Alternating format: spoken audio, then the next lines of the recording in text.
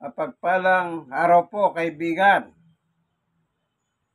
Minsan pa, ito pong inyong kaibigan kay Jesus, Brother Manny Bautista. Tayo po ay mag-aharal ng salita ng Panginoong Jesus o ng Diyos na nakalagay po sa banal na kasulatan o nakasulat sa Biblia. Sapagkat kung ang aanapin mo po ay tungkol po sa Diyos, ang gagamitin mo, Biblia. Hindi ka aanap ng kung ano-anong libro, kundi isa lang, Bible. Iba't ibang salin ng Biblia, depende sa iyong panlasa, sa iyong unawa. May mga Bibliang malalalim po ang sulat, maging sa wikang Tagalog. Meron pong mga Bibliang magahana sa pagkatagalog na para maunawahan mo ang nilalaman nito. Tandaan niyo po, ang mga nag-translate ng mga Bible, hindi po isang tao lang. Grupo po ng mga scholar na nag-aral ng iba't ibang sekta ng reliyon. Na po, kaya yung mga Bible ay transparent po, patas. Wala yang pinapanigang reliyon, wala siyang itinatakwil na reliyon. Kasi nga po, yung mga translator, nagkakasundo po sila. Bagamat sila po ay iba-ibang sekta nilang kinabibilangan. Yan po yung mga translator ng Biblia. Kaya makikita ninyo, sinasabi kung kailan po nagawa ito, yung copyright. Ano po? At kumisan kung ano yung pinagkopyahan from English to Tagalog. Yun po, ano? Marami na pong mga Bible ngayon, English-Tagalog. Ano po ang nilalaman ng Biblia? Purihin ang Panginoon. Dakilang Diyos, samahan mo po kami ng aming pag-aaral upang amin pong maunawahan, O Diyos, ang iyong turo at aral na nakatala po sa banal na kasulatan o sa Bible o Biblia sa wikang Tagalog. Suguin mo yung Santong Espiritu, siya pong magpatotoo sa amin, O Diyos, sapagkat ang iyong salita, hindi lang po pagkain ng aming kaluluwa, at the same time, ito po'y liwanag na nagliliwanag sa aming buhay. Salamat po sa ngalan ni Jesus. Ito po ang aking kahilingan. Amen. Marami pong mga sekta ngayon. Sa bagay, sa panahon pa po ni Jesus, meron na pong mga sekta ng reliyon. May mga Pariseo, mga Saduseo. Itong grupong ito, magkaiba po ang kanilang paniwala. Hindi po, magkakontra sila talagang paniwala kung babasahin niyo po yung kasaysayan nila. Pero kapag ang kanila pong dinidibate ay ang Panginoong Yesus, magkasangga ito. Sanggang dikit, ika nga, tabarkats. Pero yung aral nila, magkaiba po. Tignan ko lang po ano sa mga index. Baka meron tayong makita. Ano po? Hanapin ko lang. Kasi wala po akong kodiko. Wala rin po akong anumang sinusunod. Ano po? Wala po akong ganon. Yung iba, bukod doon sa may nakasulat na silang kaudiko, meron pa silang cellphone na binubuklat. Kumbaga, nakaatado na, ika nga. Ano po, babasahin na lang nila. Sa bagay, pag nasanay ka po sa ganon, maganda rin yun. At least, hindi ka na nag-iisip. Binibigyan mo lang ng konting kwento. Ano po, pero ako, hindi po ako ganon. Kasi sinubukan ko yung gumawa ng kode ko. Kumisan, hindi ko rin po nasunod eh. Ano po? Kasi may ibang pumapasok sa kaisipan ko. At ako, naniniwala ako na kapag may pumapasok na ganyan, kagaya ng nagbibideo ko, ang Diyos ang nagpapadala sa akin. Kung minsan po, naghahanap akong talata sa Biblia, iba yung nabubuksan ko. Amen? Sige, hanapin po natin yung Pariseo at saka Saduseo kung ano ang kanilang paniniwala sa kanila pong reliyon. Sa kanilang panahon, sa panahon ng Panginoong Yesus ay nangangaral. Ano po? Ito po,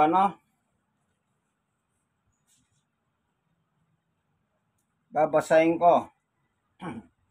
Ito, meron tayong maliit na magnifying. Mga Pariseo, kahanib sa isang napakahalagang grupo ng kapanahonan ni Yesus at ng mga apostol. Higit na mas malaki ang kanilang bilang kaysa mga Saduseo at marami silang pagkakaibang dalawa.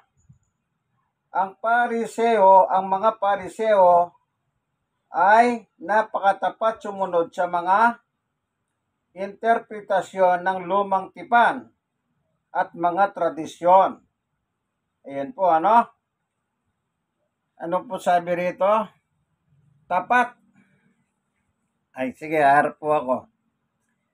Anong sabi niya? Yung mga Pariseo, kahanib sa isang napakahalagang grupo ng kapanahonan ni Yesus at mga apostol. Higit na mas malaki ang kanilang bilang kaysa mga Saduseo. Higit na malaki ang bilang nila sa Saduseo. At marami silang pagkakaibang dalawa. Okay, kita nyo po? Maraming pagkakaiba yung dalawa. Pariseo at Saduseo. Ito po yung mga religious person sa panahon ng Panginoong Yesus na yung sulat ni Moises, kabisado nila. Bagamat itong dalawang reliyon na ito ay magkaibang paniwala, pero pagdating sa pagdidebate kay Jesus Christ, magkasangga sila o sanggang dikit. Ang mga Pariseo ay napakatapat sumunod sa mga interpretasyon ng lumang tipan at mga tradisyon. Ano po?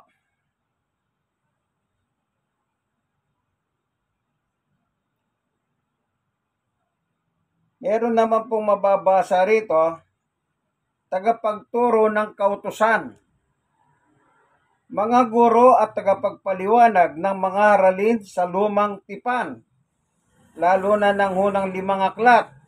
Yung 5 aklat na binabanggit yung kay Moises. Babanggitin ko po yung 5 aklat sa lumang tipan. Genesis, Exodo, Levitico, mga bilang at Deuteronomy. 5. Yun po yung lumang tipan. Kung tawagin po yun ay sulat ni Moises. Tagapagturo ng kautusan, mga guro at tagapagpaliwanag ng mga aralin sa lumang tipan, lalo na ang unang 5 aklat. Sinisipi nila para sa iba ang mga kautusan. Sa ibang saling Tagalog, ito'y tinatawag na eskriba. Yon, eskriba. Sila po yung translator sa panahon ni Moises, yung mga 5 libro. Yung mga libro na yon, 5, yung binanggit ko po, Exodo, Genesis, Genesis, Exodo, Levitico, mga bilang at Deuteronomy. Sila po yung translator. Itong mga scribe. Ano po? Meron pa po tayong hanapin dito,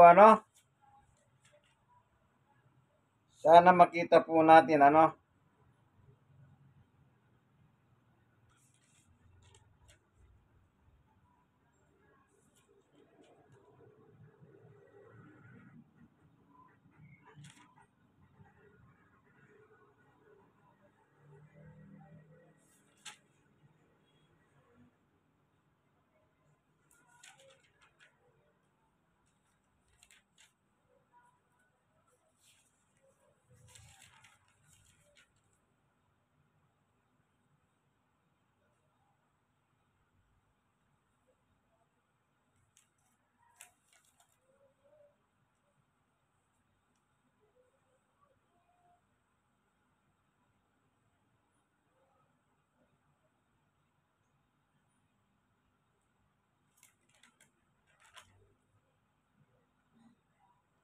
Ayun, ano po, nahanap ko po yung ito, Sadduceo.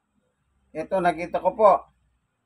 Sadduceo, malihit na samahan ng mga Hudyo na karami ay pare. Ang unang 5 aklat lamang ng matandang tipan ang kanilang pinaniniwalahan.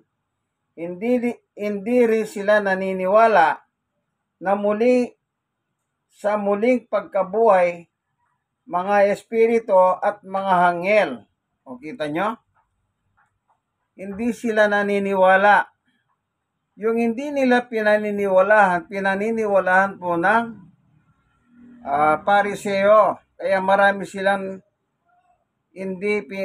magkakontra ang aral nila. Bagamat sila'y naniniwala sa sulat ni Moises sa Lumang Tipan, yung 5. Kasi mga Hudyo ito. Si Moises Hudyo. Ngayon, itong grupong ito, ang malimit na mabasa sa Biblia sa Bagong Tipan, na nakikipagdebate kay Jesus. Ano po? Kapag kadebate si Jesus, magkasangga sila. Pero magkaiba ang kanilang paniwala. Yung isa naniniwala sa tradisyon, sila hindi naman. Ganon po, marami silang hindi po pinagkakasunduan pagdating sa kanilang reliyon. Alam niyo po ba yung grupong ito? Ito. Meron po tayong babasahin. Ito pong pinagkunan ko ng talahan ng mga salita. Magandang balita, Biblia po ito. 2005, copyright 2005. Ano po? Tinignan ko po yung talahan sa likod. Ayan, isa lang po, nakasulat sila dito, yung binasa ko. Yung translator ng Lumang Tipan, yung Eskriba. Yung mga Pariseo, tsaka yung, anong tawag po rito? Sadduceo. Ano sabi sa Sadduceo? Mostly pare. Ayan. Maliit na samahan ng mga Hudyo at karami pare. Yung ibang sali ng pare, saserdote. Kung mababasa niyo yung Lumang Tipan, may mga saserdoteng inialal ang mga hari. Ano po? Yan. Tingnan ko lang po yung Lucas. Kung ano po yung nakalagay doon. Ito po. Lucas.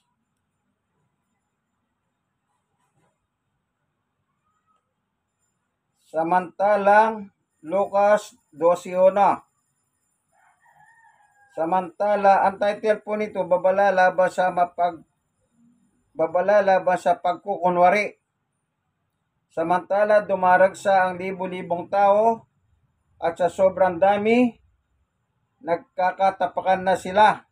Sinabi ni Jesus sa kanyang mga alagad, mag-ingat kayo sa pampalsang ginagamit ng mga Pariseo. Sila'y mga mapagkunwari. Walang natatago na di malalantad at walang malilihim na di mabubunyag.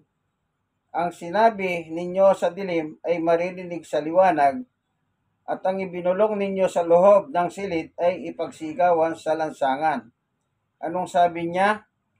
Mag-ingat kayo sa mga pampalsang ginagamit ng mga Pariseo. Yan, Pariseo po yun palang binanggit doon, Pero meron pong tignan pa natin, po.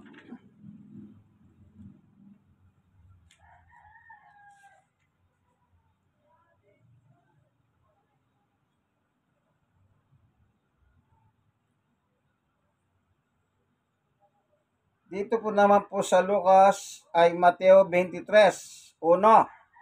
Pagkatapos ay sinabi ni Jesus sa mga tao at kanyang mga halagad, mga tagapagturo ng kautusan, yun po yung eskriba, at mga Pariseo, ang kinikilalang tagapagpaliwanag ng kautusan ni Moises. Ayan po, ano?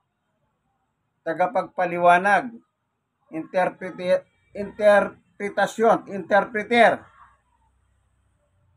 Sa sulat ni Moises, sabi ng ating Panginoong Yesukristo. Anong nakalagay din po doon? Sa kanyang mga halagad, sabi niya, pagkatapos sinabi ni Jesus sa mga tao at sa kanyang mga halagad, ang tagapagturo ng kautusan at mga pariseo, ang kinikilalang tagapagpaliwanag ng kautusan ni Moises. Kaya gawin ninyo ang itinuturo nila at sundin ang kanilang iniutos. Ngunit, huwag ninyong tularan ang kanilang ginagawa sapagkat hindi nila tinutupad ang kanilang ipinangangaral. Yun nakasulat sa Biblia ang tinutukoy ni Jesus. Yung binabasa nila, yung tinuturo nila sa Biblia, yun ang susundin mo. Pero huwag mo silang gagayahin. Ano po? Huwag mo silang gagayahin. O, ulitin ko basahin. Sa verse 3. Kaya't gawin ninyo ang itinuturo nila at sundin ang kanilang iniutos.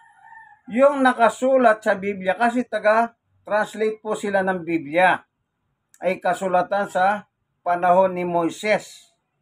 Kaya yung mga tao noon, sabi ni Jesus, o pansinin niyo sa verse 1, 23:1, pagkatapos sa sinabi ni Jesus sa mga tao at sa kanyang mga alagad. Verse 2, ang mga tagapagturo ng kautusan, eskriba po yan, at mga pariseo, ang kinikilalang tagapagpaliwanag ng kautusan ni Moises.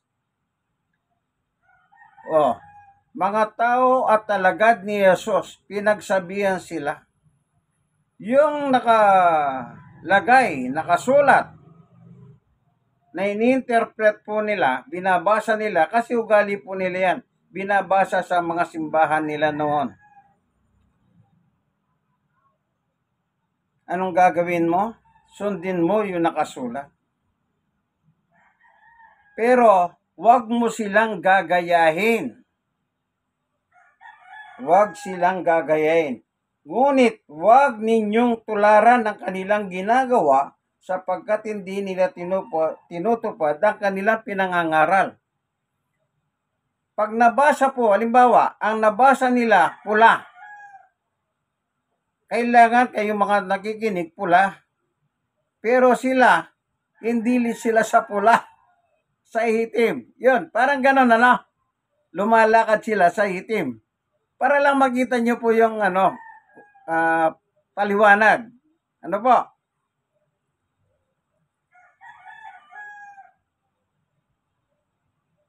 Ayan, ano po nakalagay? Sa 5, pawang pagitan tao ang kanilang mga gawa. Ayan. Yung sa Lucas 12:1, babala laban sa pagkukunwari. Ito yung title ng Lucas 12:1. Ano po? Ano daw sila? Basahin ko muli sa Lucas 12. Samantala dumaragsa ang libu-libong tao at sa sobrang dami ay nagkakatapakan na sila. Sinabi ni Jesus sa kanyang mga halagad, mag-ingat kayo sa mga pampaasang ginagamit ng mga pariseo. Sila'y mapagkunwari. Ayan, mapagkunwari, balat kayo. Anong sabi ng Panginoong Yesus? Pawang pakitan tao ang kanilang mga gawa. Yan.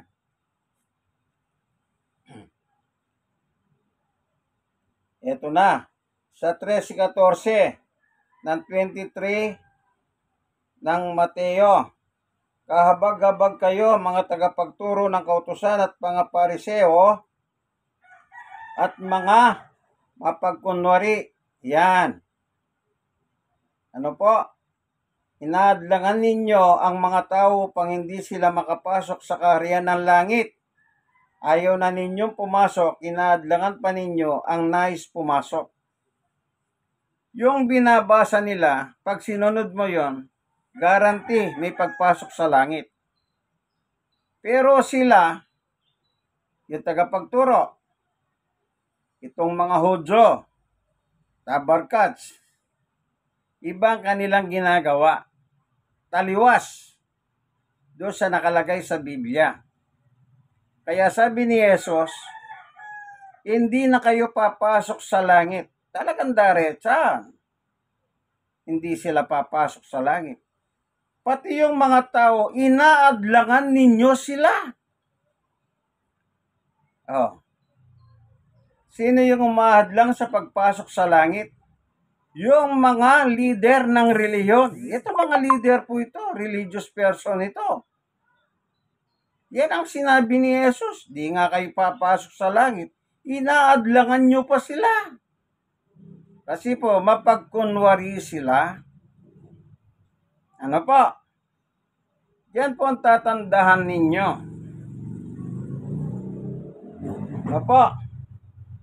Sa 15, kahabag-habag kayo mga tagapagturo ng kautusan at mga pariseo. Mapagkunwari.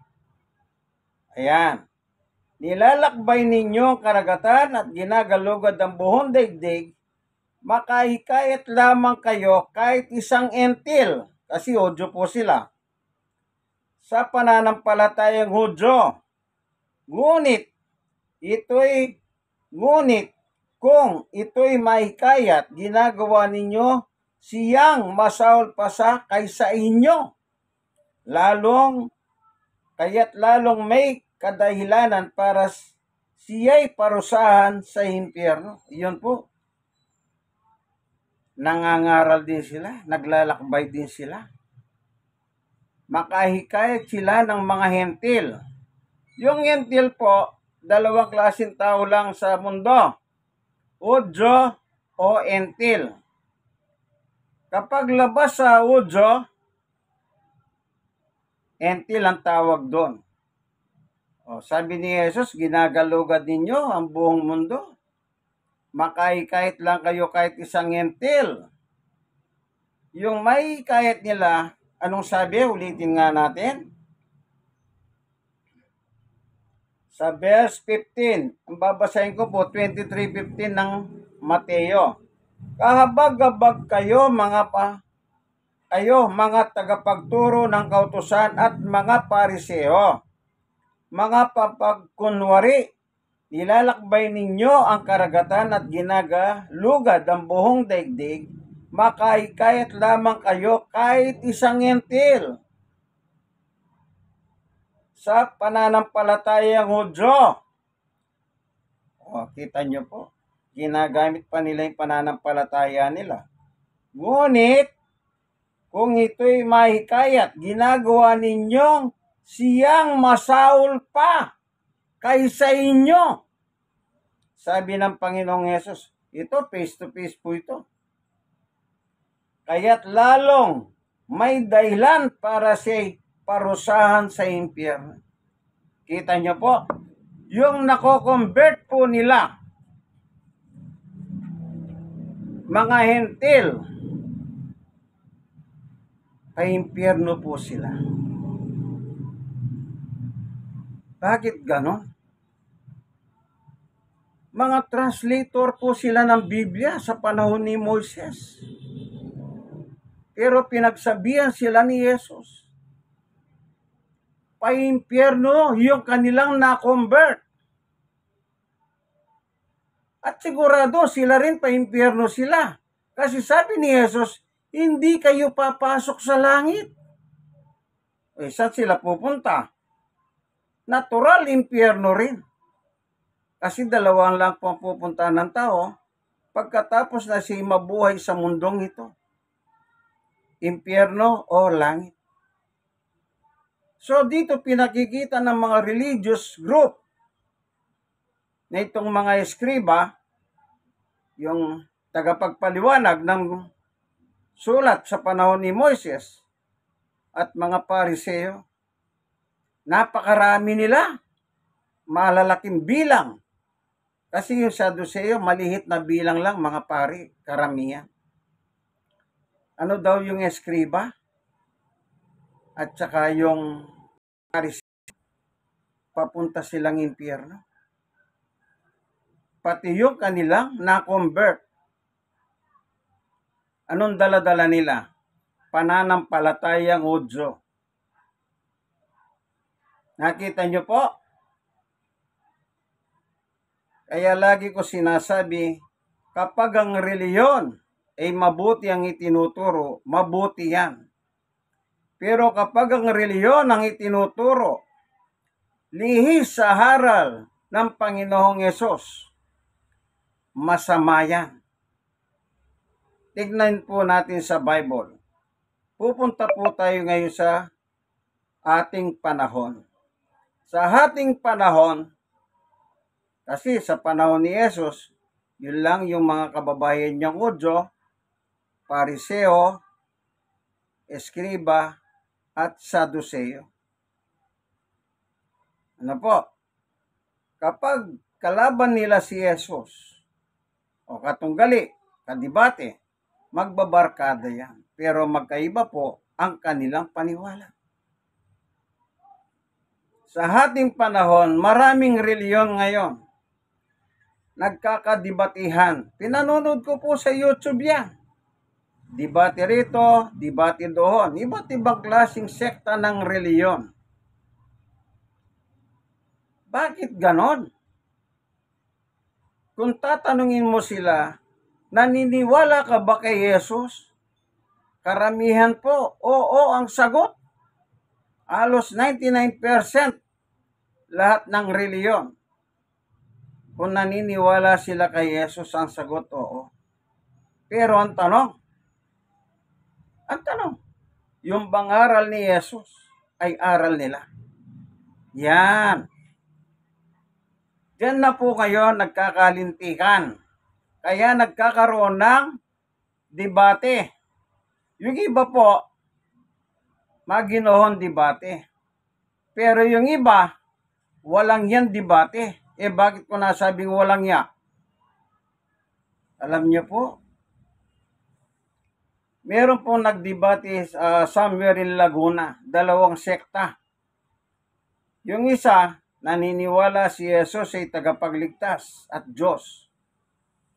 Yung isa naman, naniniwala si Jesus ay tagapagligtas pero hindi Diyos.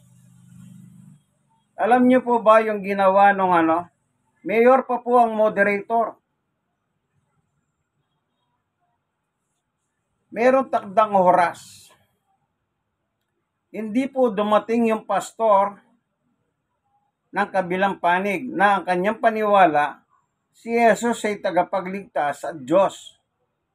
Hindi po siya nakasipot sa oras. So, diniklara siyang talo. Ano po? Ng moderator, mismo mayor pa. Bigla pong dumating yung pastor ngayon. Duguhan. Sinabi niya po sa mayor, Mayor, paalis na po ako. Binato po nila ako. Yan. Nakita po yung ebidensya. Sabi ng mayor, total ganyan kayo. Magugulo. Tigil na ang debate. Walang nanalo. Napagalaman, yung may kagagawan nun, ang paniwala, si Jesus ay tagapagligtas, pero hindi Diyos. Kita nyo po? Sila yung may pakana ng bato. Ano po? Tignan nyo po karahas. Meron pang mga ibang reliyon na hindi nila sinasabing si Jesus ay tagapagligtas. Pero nandun po sa kanilang tinatawag na Biblia nila. May sarili silang Biblia. Pero hindi nila binabanggit yun na si Jesus tagapagligtas. Kundi ang kanilang paniwala, si Jesus ay propeta o tao.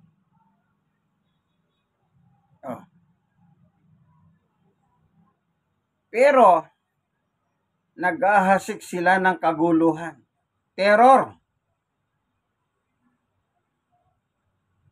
Ang sinasabi pa nila, Allahu Akbar.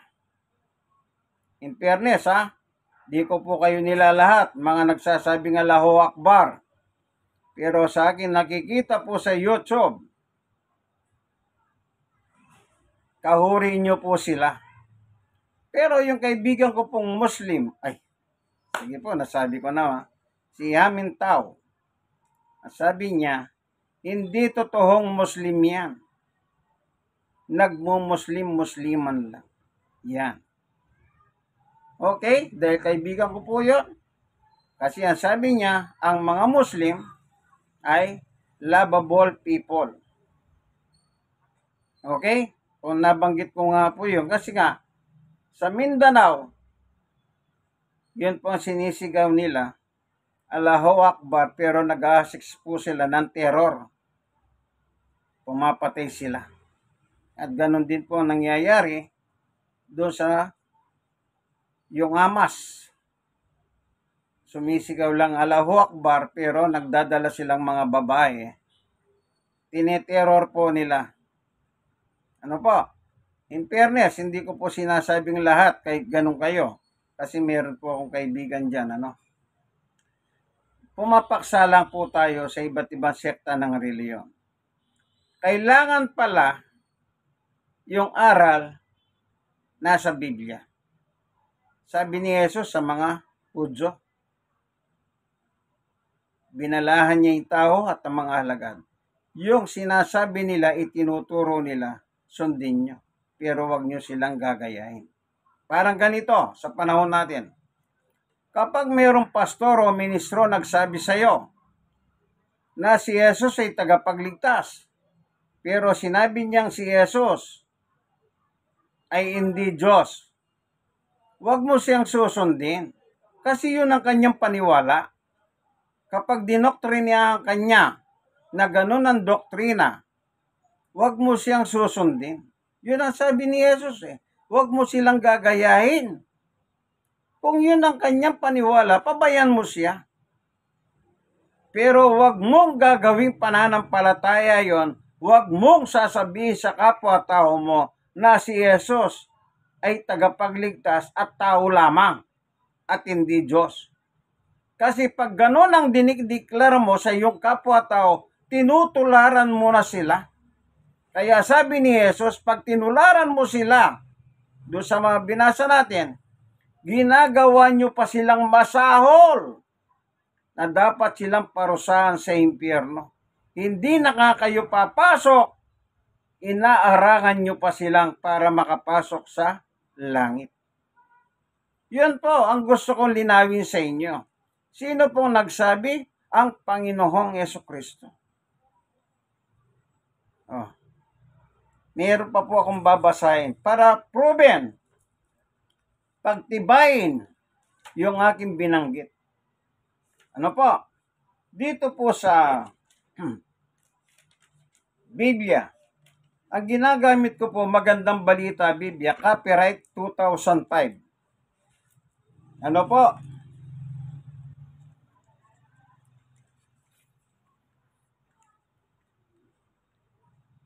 Ayan.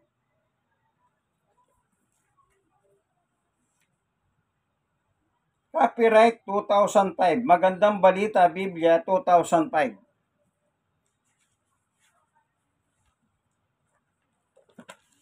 Ano po?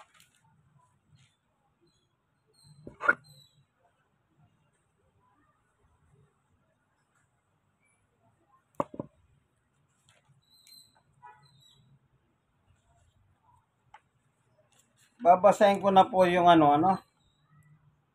yung dito po sa ito po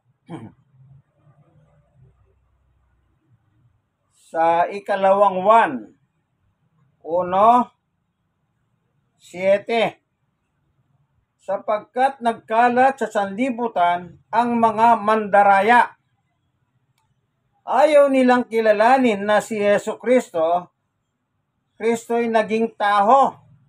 Ang ganong mga tao ay mandaraya at laban kay Kristo. 8. Mag-ingat kayo. O, kita nyo po ano sabi ni Juan? Mag-ingat kayo. Si Jesus Christ, ang sabi niya sa tao at mga alagad niya, mag-ingat kayo. Pareho po, mag-ingat kayo. Ibig sabihin, nakakatakot talaga. Ano po? Okay, tuloy natin sa verse 8. Mag-ingat kayo upang wag walang saysay ang aming pinagpaguran. Sa halip, lubusan ninyong makamtan ang gantimpala. 9. Ito po. Ang hindi sumusunod sa kautusan ni Kristo, kundi nagdaragdag pa dito, hindi nagpapasakop sa Diyos. Ang sino mang nananatili sa kautusan ni Kristo ay katuruan ni Kristo ay nagpapasakop sa Ama at sa Anak. 10. Huwag ninyong tanggapin sa inyong bahay ni batihin ang sino mang dumating sa inyo na may dalang katuruang labang kay Kristo. 11. Sapagkat ang bumabati sa kanya ay nagiging kasama niya sa masasamang gawain. Yun po ang nakalagay, Maliwanag po. Kanino turo ang dapat natin sundin? Mismo sa Panginoong Yesukristo. Kapag hindi mo sinunod ang turo ng Panginoong Yesus, wala sa iyo ang Diyos Ama, hindi kanya sasamahan. Magiging antikristo ka. Kaya yung mga sekta ng reliyon na nagsasabi na si Jesus tagapagligtas at taong tagapamagitan, kailanman hindi naging Diyos si Jesus. Kapag sinunod mo yung kaibigan, antikristo ka. Sigurado, siyot ka sa hapoy ng impyerno. Yun lang founder ng reliyon na yan. Saka yung anak niya, pareho na silang patay. Ngayon yung nangangasiwa apo. Yung magama na yun, sigurado lumalangoy na sa hapoy ng impyerno. Sukat ba naman sabihin hindi Diyos si Jesus kailanman? Ikaw kaibigan, alin ang paniniwalaan mo? Diyos si Jesus o hindi Diyos si Jesus?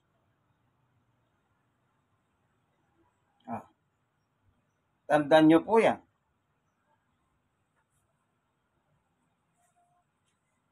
Yun po, ang nakalagay sa ikalawang 1. Anong tawag doon? Mandaraya. Mandaraya. Ulitin natin. Sapagkat nagkalat sa sanlibutan ng mga mandaraya. Kita nyo po.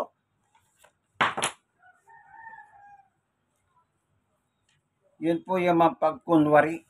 Mandaraya. Mapagkunwari sila. Pero nandadaya sila ng tao sa kanilang mga doktrina.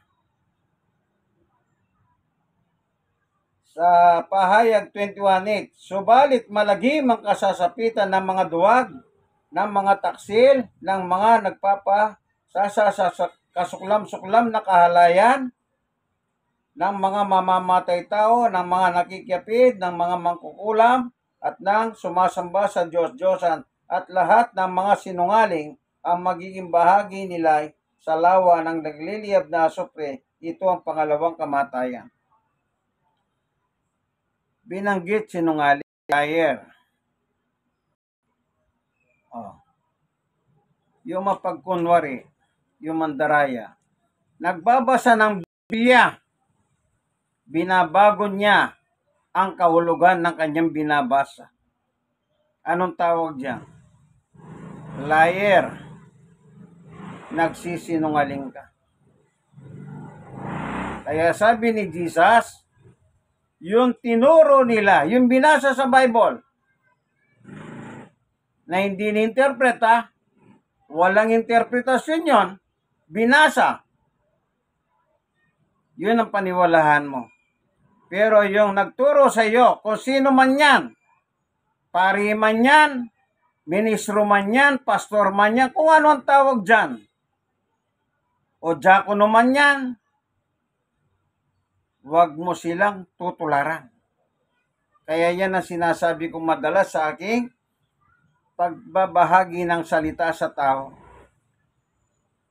Huwag kayong lilipat ng reliyon kung ayaw nyo lumipat. Pero, yung itinuturo nila, huwag nyong yayakapin. Itapon nyo. Yun nakasulat sa Biblia, ang yakapin mo. Wala nang, yung iba po kasi ni-interpret pa nila yung Biblia eh. Hindi na ini-interpret yan, maliwanag na yan. Ba't kailangan interpretasyon mo pa yung kailangan dyan? Bakit? Mas magaling ka pa ba sa mga sumulat ng Bible? Hallelujah!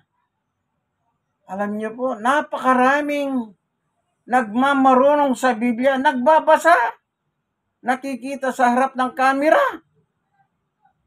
Pero ang sinasabi nila, ay hindi totoo yan. Ay, maling salin ng Biblia yan.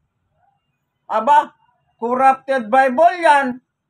Ay, hindi ka panipaniwala yan.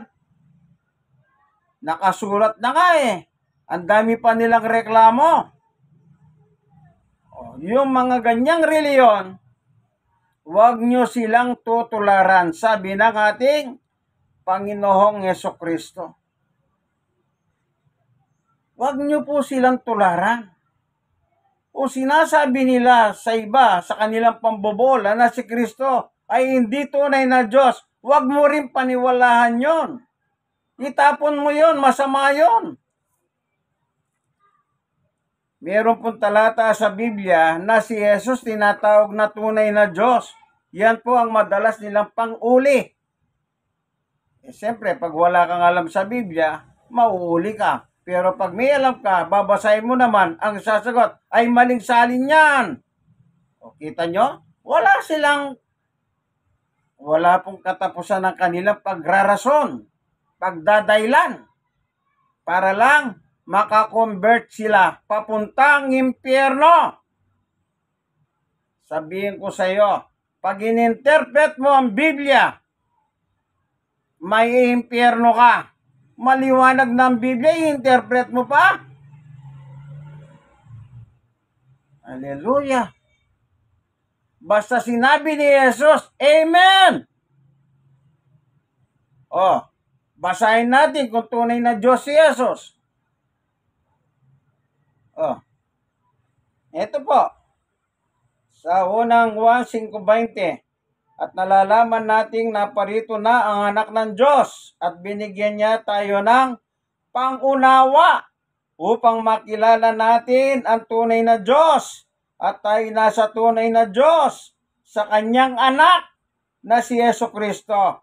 Siya ang tunay na Diyos at buhay na walang hanggan. Oh. Sino si Jesus? Tunay na Diyos. Hindi ibig sabihin pag sinabing tunay si Jesus na Diyos, siya na yung Ama. Pag binasa mo po ito sa harap nila na hindi naniniwalang tunay na Diyos, ang sasabihin nila, di dalawa na ang Diyos. Yun po ang kanila na namang rason. Kaya madalas sa aking pangangaral, merong isang ministro, ang sabi niya, ilan ba tunay na Diyos? O, kita nyo po? Gusto niya magpasiklab. O, halika, babasahin ko. Kanya lang, ayaw niya Sabi ko sa kanya, ikaw ang magbasa. Ituturo ko ang talata. Gusto ko mismo makabasa. O, babasahin niya ba? Hindi. Sinasabi ko po, pag wala kang alam sa Biblia, madali kanilang ma-convert papunta sa impyerno. Pero pag meron kang alam sa Biblia, malamang-lamang baka silang ma-convert mo papuntang langit. Bakit? Wala kang binabago eh. Yun nakasulat lang ang binabasa. Ni-interpret pa kung ano-ano pang talata ang kinakalkal nila eh. Para labanan yung talatang ito. Ay kaibigan, mag-ingat ka. Tandaan mo, may impyerno, sabi ni Jesus. May langit, sabi rin ni Jesus. O saan ka pupunta? Ikaw ang bahala. Kasi plano mo yan eh. Langit, impyerno, bahala ka. Basta ako, langit ako. Oh. Kaya ako, nagiginig din ako sa mga pastor. Pero hindi ko mo nagsasalita sila at nagiginig ako, nagbabasa ako ng Biblia. Kasi po, may mga leader ng mga reliyon, kumisan, pag nagsalita sila, akala mo nakasulat lahat sa Biblia, sinasabi nila. Hindi po. Kumisan, kahit nakikinig po ako, basta yung nasa Biblia po ang aking binabasa. Yun ang aking pinaniniwalahan. Wala po akong galit sa mga pastor. Mabuti. Kaya sabi ko po, yung kung simbahan, mabuti ang turo, mabuti yan. Pero kung masama ang turo, masama ang simbahan na yan. Panguli.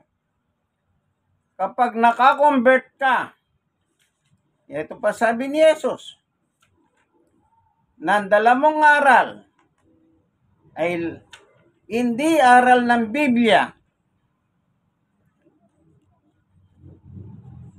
Sige, dito muna po tayo sa 1. Meron akong, ayan, bigla pong dumating sa aking isip yung 1. Dapat babasahin ko na po yung Mateo eh. Pero dahil, ting, yan, ganyan. Kasi nga wala po akong kodiko. O ano ba tawag doon? Outline. Ito, biglang dumating ito. Sa 1:12. Ito ang deklarasyon ng Panginoong Hesus. Kasi sabi sa unang 1, ano? Binasa natin mula 7 hanggang 11. Huwag nyo silang tatanggapin sa inyong tahanan. Ni huwag ninyo silang babatiin. Sapagkat pag ginawa mo yon, ay kaysa kanila sa masasama nilang gawain. Nangangaral pa. Pero masama ang kanilang gawain. Ay, pero naman pumasok sa isip ko. Pero babasahin ko muna ito, ano? Sarap po magbasa talaga ng salita ng Panginoon, ano?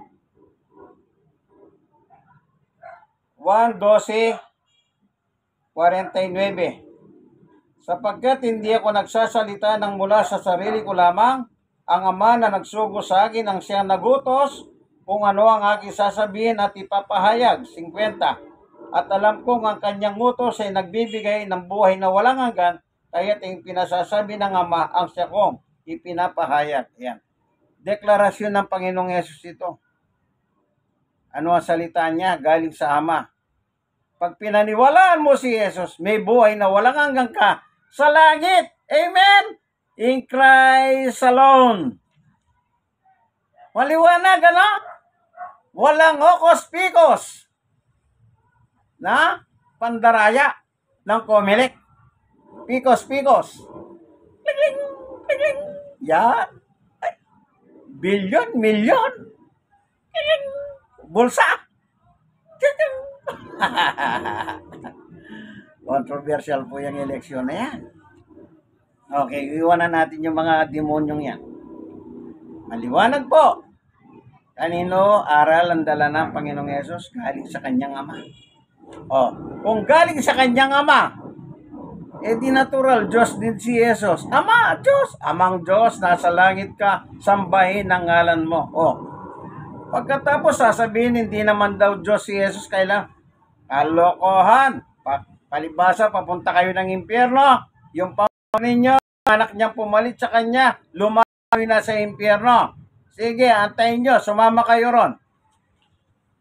Oh, Yung isa pang pumasok sa isip ko, yung 7:21 ng Mateo. Bago ko babasahin yung sabi ko, panguling talata, ako kanina, di po ba? Dahil may pumasok nga po, yan. Basahin ko muna ito. Tsaka ako babasahin nyo. Sabi ko, uling talata, di po ba? Ano po sabi ng Panginoong Yesus?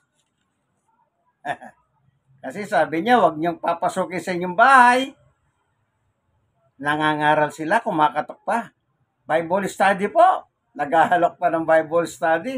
Yung pala, babasahin nila, magazine.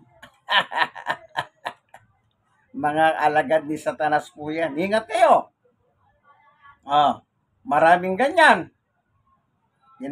Alam mo ba pangalan ng Diyos? Ayan, isang grupo din yan. Kita nyo po. May dala rin silang magazine. Ayan. Pabayan na natin sila sa kanilang kalokohan. Sabi rito, 7:21, hindi lahat ng tumatawag sa akin, Panginoon, Panginoon, sabi ni Jesus, ay papasok sa kaharian ng langit. Kita nyo po, ginagamit ang pangalan ng Panginoong Jesus. Jesus! Panginoong Jesus! Jesus! Anong sabi ng Panginoong Jesus? Tuloy natin. Ayan. Tuloy po natin.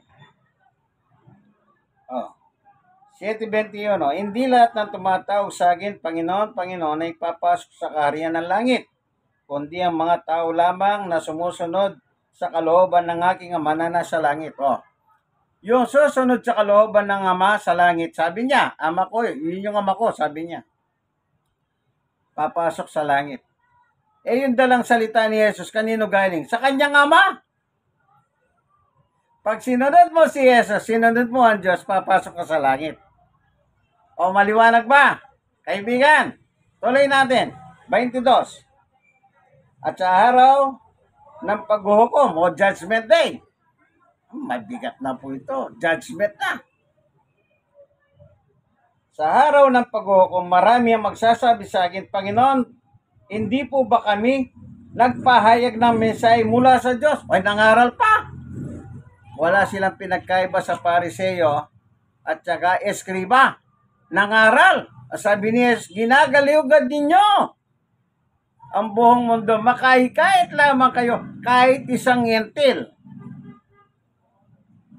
na masaul pa sa inyo na papasok sa impyerno. Hindi na nga kayo papasok sa langit. Hinaarangan nyo pa ang mga tao. Malulupit ang mga religion. Kaya sabi ko, kung meron pong malulupit na mga tao, mga leader ng reliyon ang malulupit. Bakit po? Ling-ling, ling-ling. Sipin nyo, eleksyon, bumabaha ng pera sa mga reliyon. Tandaan nyo po yan. Ito po, panghuli. Verse 23. Ngunit sasabihin ko sa kanila, hindi ko kayo nakikilala, lumayo kayo sa akin, kayong mga gumagawa ng kasamahan. Kita nyo po? Yun na sinasabi ni Juan. Unang Juan ay kalawang Juan. Huwag nyo silang tatanggapin sa inyong tahanan ni babatiin, sapagkat kapag ginagawa ninyo yan, ay kaisa kayo sa kanilang gawang masama. Ito rin ang sinabi ni Jesus. Nangangaral sila, pero sila ay masama. Ano po? Ito na po yung panguling talata sinabi ko kanina.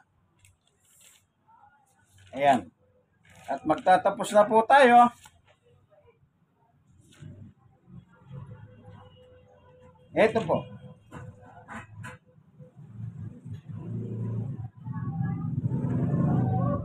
15:14 na Mateo. Ayan ninyo sila. Sila'y mga bulag na tagahakay ng mga bulag. At kapag bulag ang umakay sa kapwa bulag, pareho silang mahuhulog sa hukay. Yun po. Yung nangaral at yun na-convert niya, pareho silang mahuhulog sa hukay. sabi ng Panginoong Jesucristo. Yun ang sinasabi niya. Hindi na kayo papasok sa langit. Inaharangan nyo pa yung tao. Saan daw sila papunta? Sa impyerno. Kaibigan, share mo naman ang video ito, ano? Nawa, kayo pong nasishare, ni-share nyo sa iba. Bakit ko sinasabi yan? Kasi po, biblical po ito eh. Walang okos, pikos, walang interpretasyon.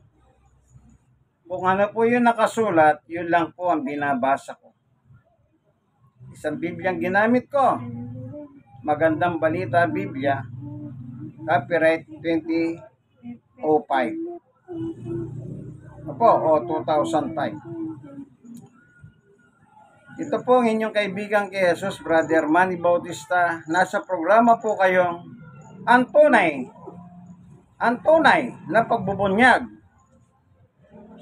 ng katotohanan o salita ng Diyos ayon sa Biblia. God bless us all. God is good all the time. All the time, God is good. Amen? Amen.